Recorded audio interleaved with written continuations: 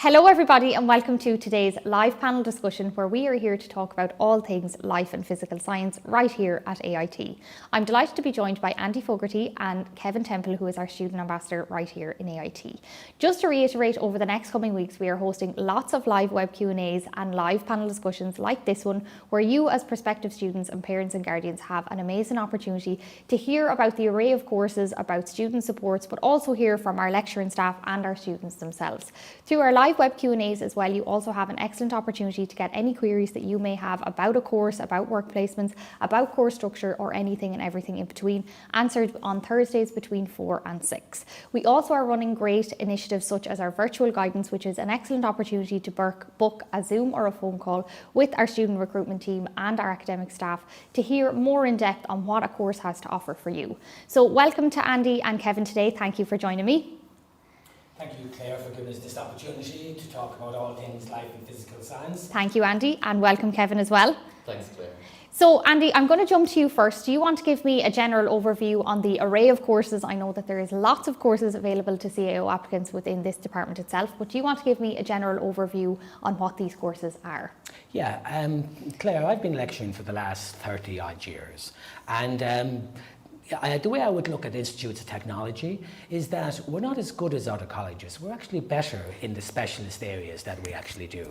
In life and physical, we have 7 different offerings, and they range from the Cert in Applied Science, the BSc Honours in Microbiology, Biotechnology, Bioveterinary Science, Pharmacology, Veterinary Nursing, and Pharmaceutical sciences, okay? So we would have this ladder system. And the ladder system means that you can come in, the most important thing coming into college is that you come in with the correct attitude, rather than you come in points. Points are artificial. And one very good thing about COVID is that we're actually beginning to see people develop resilience. We're seeing to developing thinking. And I would always think that what we try to produce are graduates that are fit for purpose. And I was just telling Kevin before we came in for this interview today, is that I got a lovely email from a very large multinational company in Dublin there yesterday. And I wasn't meant to get this email, and it basically was an email from one production manager to all the production managers in this large company that has 1,200 people employed in one site. And it just basically was, just want to put people on notice here.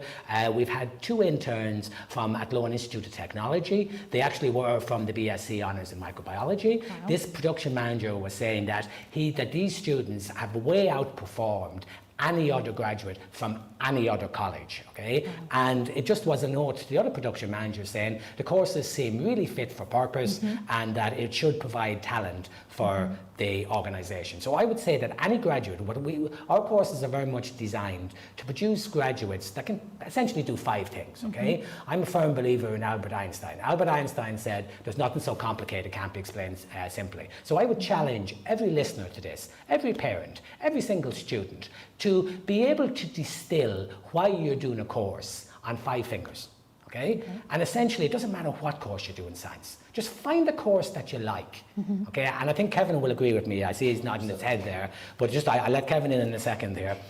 The 5 basic things that employers look for, and don't believe me, what you should do is talk to senior people in industry. Go to careers days. You can do it virtually. They're not going to know you're a Leaving Cert student, okay? Pretend you're a 4th-year college student waiting to go out to actually gain employment. And they should be telling you, we're looking for 5 things in graduates. The first thing is, can you communicate? Okay, and that means, can you communicate orally and can you communicate written?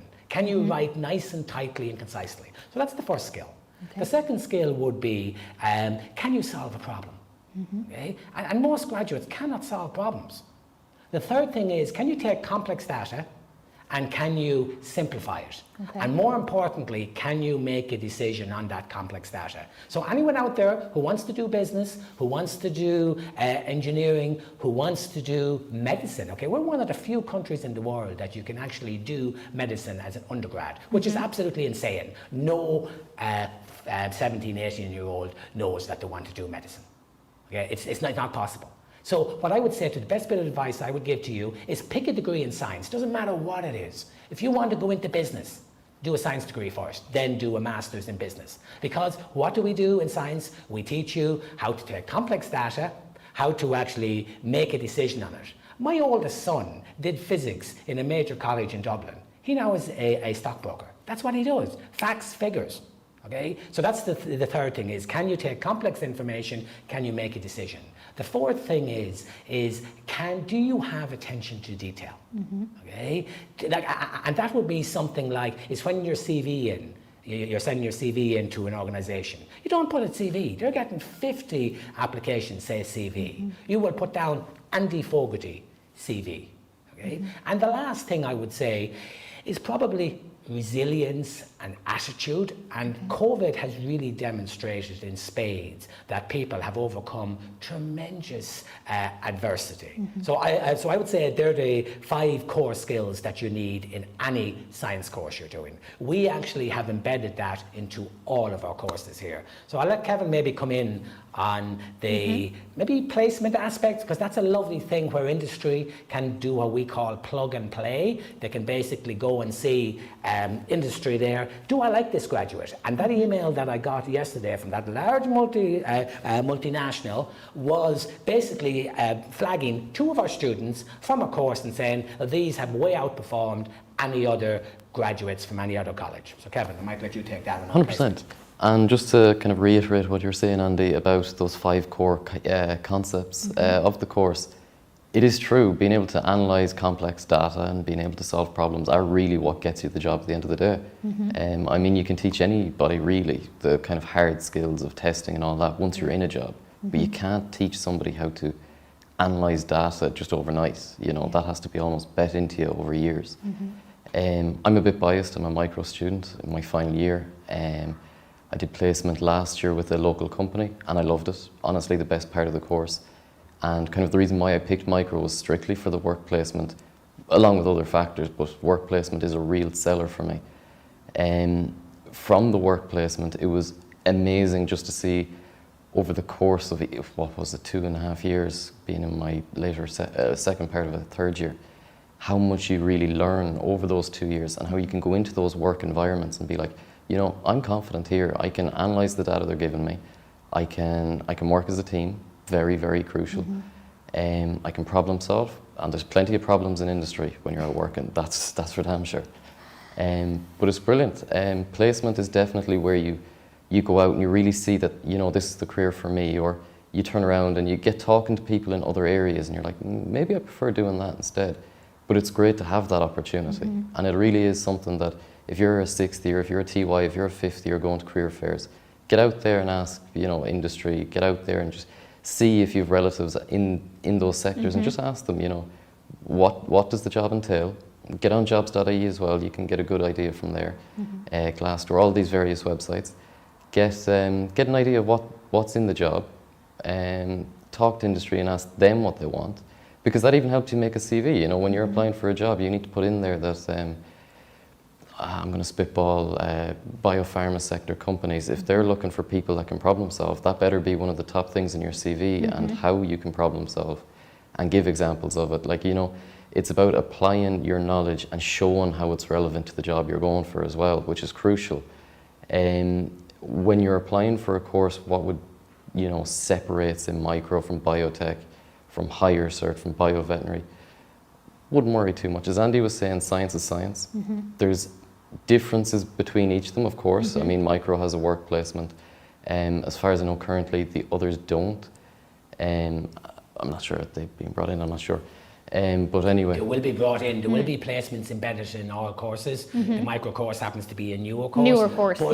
But as what Kevin actually says there, it really doesn't matter what science course you do. If you do science, I actually teach science in Ireland, Denmark, Germany. I'm doing lectures in Germany next week. I've taught in India, I've taught in the US, I've taught in Malaysia. It's the exact same thing we teach people. We teach them physics, chemistry, biology and maths in first year. Doesn't matter whether you want to be a dentist, whether you want to be a doctor, whether you want to be a microbiologist, biovet, veterinary side. You do physics, chemistry, biology, and maths in first year. Don't be worried about if you haven't done physics and chemistry in first year. It doesn't make any in Leaving Cert. We will assume that you're at past Leaving Cert level, okay? Like I said, it doesn't matter what you come in with, it matters what you go out with, okay? And that's the beauty of the ladder system, okay? I have seen students coming in and I'm doing this 30 odd years now, and students coming in with probably 200 points in the Leaving Cert, and they actually going out as medical doctors, by the way, as state pediatric pathologists, organ perfusionists. Okay? A little bit of advice I give to you now regarding courses. Don't get too hung up in the points.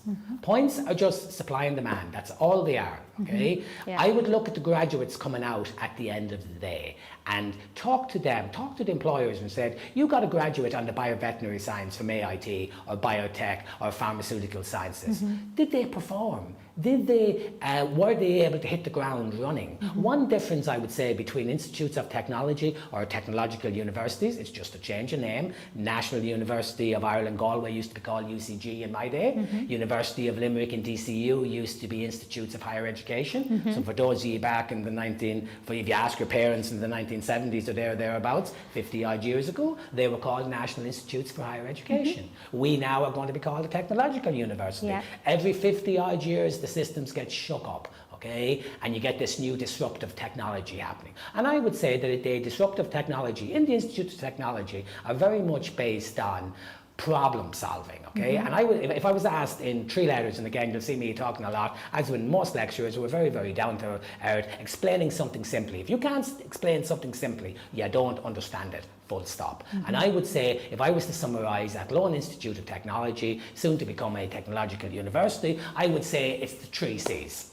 We are central in Ireland, we caring, we're very much pastoral with our students. We know our students. You're not kind of in a mass of 300 people in a lecture hall where you could not reach your full potential. And the last thing I would say is certification. And that's why I say is we offer 7 offerings in life and physical sciences. And I can safely say that we offer them to a very, very high standard. If you want to do zoology, don't come here. But if you want to do microbiology or biotechnology or pharmaceutical sciences or biovet or veterinary nursing or pharmacology or applied science, come to us. A bit of advice I would give you also then is don't just look at the first year of any course. And I think Kevin will actually bear me out in this. Look at the second year, look at the third year, look at the fourth year. That's the big mistake that students actually do. They only look at the first year. And the first year of any science course, if it doesn't say physics, chemistry, biology and maths, you're doing the wrong course, okay? And that's it. The other bit of advice I would give to you is you don't necessarily have to listen to your friends. You don't have to listen to your parents. Listen to your own inner drum. Very famous person there, I think it was Nietzsche, once said, the definition of education is the fulfillment of potential. Okay? You've got to ask yourself, what is your potential? What do you want to do? Okay? And literally, I can say to you that if you come to Athlone Institute of Technology, especially in life and physical sciences, we will allow you to achieve your potential, whatever that is. Definitely. 100%. And Kevin, I think something that Andy mentioned there that was really important is looking at modules. So kind of relates to what you were saying about when you were in 6th year, that when you were completing your research, that it was the work placement that really sold it to you. But definitely when you're completing your research as a 5th or a 6th year student, it's really important to look at the modules. As Andy said, there's more than just first year. So when you're looking at, for example, just talking about your own course, Kevin, obviously microbiology, when you're looking at modules, there's a vast array of modules, but you want to maybe tell me what your favourite module was, or a highlight module, or something that really shaped you for the impact of your work placement? That's a brilliant question. That is a really good question. Something that shaped me. Maybe I'll just come in really quick on this one there while Kevin is gathering, while you think, Kevin. Gathering his thoughts on that. In science, science is based on evidence, okay? You're entitled to your opinion, but you're not entitled to the evidence, okay? So if you're going to claim that you can solve a problem, show me the evidence. So a subject that we do in 2nd year, we do a subject called microbiology through inquiry-based learning. In 1st year, we teach all of our students, for all of our courses in life and physical, we teach you learning to learn. We teach you scientific methods through inquiry-based learning. Now, inquiry-based learning is not didactic. The old traditional way, if you were in, let's say, Europe 200 years ago, and you basically were taught didactically. Didactically is the professor gets up, the lecturer gets up, they talk, you write it down, you go into an exam, you try and memorize it. If you have full recall, you regurgitate it fully onto a sheet of paper with very little understanding, you get 100%. That's the Leaving Cert system, I'm afraid. Okay? However, with third level, we ask you to solve problems. We ask you to work on part of a team. And I think Kevin has been incredibly modest here. Like, just look at graduates. Kevin is in his final year, so he has maybe 2 more months to go. He already has a job that is 10,000 euros more than the average industrial wage. Okay? Now you ask, look around, ask your brothers and sisters who maybe have gone to college in other colleges and they've done 4 years. And what is their earning potential? Now, it's not about money. Don't ever confuse it about money. It's about fulfillment. Yeah. Okay? Definitely. And it's about doing what you want to do. But our graduates, they get jobs. The proof of the pudding. That's what you need to know. It's a bit like the Ron Sealed ad. The Ron Sealed ad is, here's what it says in the tin. And then it does, when you paint your front door with this Ron Sealed, is it weatherproof for 5 years? If it's not fit for purpose. Sorry, Claire. So That's okay, don't apologise. It's okay, sometimes the questions can throw you a bit and you're going, oh God, Yeah. go for it. Yeah, I'm very loose on the module What names. is that module that you loved, or that module that someone else might be kind of looking at and going, what does that mean? Do you know, sometimes the titles can be a bit funny, but tell me a little bit about your favourite one. Perfect, yeah. Well, even on that point of titles, quick Google search is a brilliant way of figuring out kind of a loose idea of what you'll be doing within each of them. Brilliant. I know even as an ambassador, I get questions the whole time, what's this module, what's that module, what am I learning? A quick Google is the best way of going. My favourite module personally, now a lot of them give you loads of key information for going into work placement, but industrial microbiology, I think I covered in 3rd year. Bit loose in the name again, but that was fantastic. I mean, it taught me so many. You see, I love manufacturing within industry. Okay. I think it's my most favourite area. Favorite That's your sector. niche area. It really is, yeah. And within that, you learn about your cell culturing, which is just crucial. I mean, with the rise of biopharma particularly, we're moving away from chemical-based drugs into these more biological-based drugs. It's going to become massive in the future. But it's so interesting going in there and watching just the effect. You get to physically grow up your own cell line, which, I mean, when I was in 6th year, to me that would sound cool. Yes. Maybe I'm a bit nerdy. Definitely sounds cool to me, even to me. Yeah, it's cool. It's yeah. cool. And I mean, just getting to do that in 3rd year before you go into industry, where then you actually witness this on an industrial scale. I mean, massive, massive. I think the company I went to, I think it was it 2,000 to 5,000 litres, but that would be considered small worth of product. You're talking 20,000 to, I don't want to spitball, but I think it's 50,000 in some of those big companies. But you're just looking at it, it's one of those skills that you're learning this in college at the age of, 2021. Yeah. And this is something that, lads who've been 16 years in the industry are doing on a daily. You know, it's fantastic to have. But there's plenty of modules like that, like, each module has its own, I suppose, niche following, I guess. I mean, I could ask classmates and they'd turn around and tell me that virology was their favourite, which I can fully understand. It's one of those, you kind of find your passion. And I guess when you're picking your course, that is something to bear in mind. When you look at the modules, there's a lot of overlay and a lot of overlapping between them, but sometimes you do find those niche ones that you're like, hold on, I would like to do a lot of virology and immunology, maybe that's where I want to go down. Or sterilization is where I want to focus, and that's where I'd like to go down. Another, I suppose, a piece of advice that I've given myself back when I was 16, and I suppose it's kind of a benefit of being in, I suppose, the more modern age. LinkedIn is fantastic. Go and search the alumni and, type in their biotechnology. And you'll find those graduates, or just type in AIT and see where the graduates ended up, what jobs they're in. You never know, you might even be able to drop them a message through LinkedIn and, get a conversation going. How do you find it? Any tips for me? It's just small things like that it would have been great at the time to have thought of, but looking back now, I can pass that information along that to advice everyone on. else. Yes. Exactly. That's excellent advice. Don't be afraid to actually reach out to people and say, you're 30 years doing this job. What advice would you give to me starting out again? And unfortunately, you can't put the old head in young shoulders, okay? You got to make mistakes. And I would encourage people to make mistakes, okay? Now, if you are picking a course for college, if you have decided you picked the wrong course and you arrive in a college and you're there in, let's say, some college and you just say, this is not for me, will you make your decision before the end of October so you're not costing your parents an awful lot of money in having to pay fees for first year? So don't be afraid to make mistakes. I would strongly encourage. I mean, one startling statistic is 20% of people who actually study medicine never practiced. Never practiced. That is just horrendous. They got the points, and by the way, medicine isn't even close to the #1 points course. It's not even in the top 10 anymore, okay? Nanoscience is, by the way.